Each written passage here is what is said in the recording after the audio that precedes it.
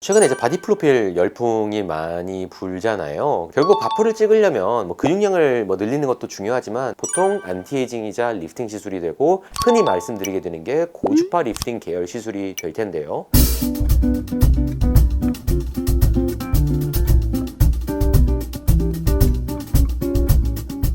안녕하세요. 청담 리투의원 김재림입니다. 오늘은 바디 프로필을 찍다가 급격한 다이어트 등으로 인해서 피부에 탄력이 많이 떨어졌는데 어떻게 해야 되냐라는 질문을 제가 종종 받는 일이 있어서 영상을 통해서 알려드리도록 하겠습니다. 최근에 이제 바디 프로필 열풍이 많이 불잖아요. 그래서 바프 찍는다 이렇게 얘기를 하는데, 결국 바프를 찍으려면 근육량을 늘리는 것도 중요하지만 찍어보신 분들은 아실 거예요. 체지방을 커팅을 해야 되고, 또 마지막에는 체수분을 좀 커팅을 해서 이 데피니션, 굴곡이 살아나게 해야 되기 때문에 급격한 커팅 과정을 거치게 되거든요. 지나치게 빠르게 이 커팅을 하다 보면 실제로는 이게 굽는 작용이 되면서 몸에서 필요한 열량을 가져다 쓰면서 일부 근손실이 일어날 수도 있고, 마찬가지로 피부에서도 콜라겐 소실이 일어나게 되고, 그 과정에서 수분 소실 등등과 합쳐져서 탄력이 떨어지는 경우가 생깁니다. 좀 초기라고 하면 사실 빠르게 수분을 섭취한다던가 다시 육체가 이 굽는 상태에서 벗어나는 걸로 빨리 돌아가는 게 일단 제일 중요할 것 같고요. 이미 그 단계가 지나서 내가 탄력이 훅 떨어졌다라고 한다면 균형 잡힌 식단과 균형 잡힌 생활을 통해서 자라나기를 기대하는 것과 동시에 빠졌을 때 빠르게 콜라겐을 보충할 수 있는 스킨 부스터 시술들이나 가벼운 리프팅 시술이라도 해주는 것이 굉장히 도움이 됩니다. 바디 프로필을 찍을 때 이제 만약에 피부 탄력이 쳐졌다라고 하면 크게 두 가지 요소라고 봐야 돼요. 하나는 수분의 소실, 그리고 또 하나는 피부 탄력을 구성하는 콜라겐이나 엘라스틴의 소실이라고 보아야 하는데, 일반적으로는 젊고 건강한 나이 또는 몸의 회복력이 좋다면 잘 먹고 잘 자고 잘 쉰다고 하면은 자라날 수 있어요. 하지만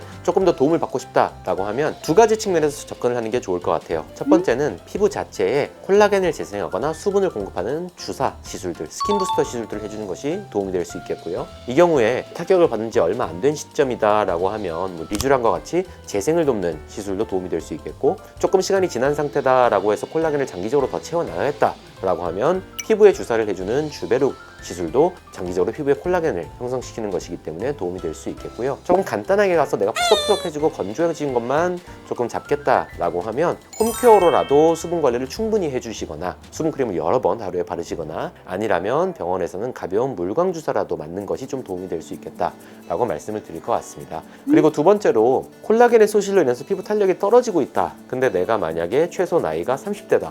또는 평소에 내가 잔탄력이 떨어져 있는 사람이다 라고 한다면 피부 탄력을 증진시키고 콜라겐을 재생하는 시술들, 보통 안티에이징이자 리프팅 시술이 되고, 흔히 말씀드리게 되는 게 고주파 리프팅 계열 시술이 될 텐데요. 다양하죠. 서마지, 올리지오, 덴서티, 볼유머, 최근에는 소프웨이브, 이런 피부 표면층을 최대한 두껍고 탄탄하게 만들어주려는 시술들이 도움이 되겠습니다. 하지만 이런 시술들은 좀 장기적으로 바라보고 내가 젊어지려는 노력도 같이 좀 고려할 때 하시는 게 좀 더 마음이 편하실 수도 있기 때문에, 그러한 부분은 상담을 좀 받아보시고 결정해 보시는 것도 도움이 될 것 같고요. 피부에서 함유량이 줄어든 수분이나 콜라겐 또는 재생을 돕는 어떤 스킨 부스터 시술이나 피부의 탄력을 높이는 리프팅 시술, 안티에이징 시술들이 도움이 되겠다라고 말씀드릴 것 같습니다. 그거는 자신의 어떤 재생 능력에 배팅을 하는 거다라고 보시면 될 것 같습니다. 완전 어릴 때에도 그런 경험들 있잖아요. 갑자기 굶는 기간이 있다던가 좀 오랫동안 다이어트를 확 한다던가 어느 정도의 시간이 지나면서 그게 잘 돌아오는 경우들도 있거든요. 젊고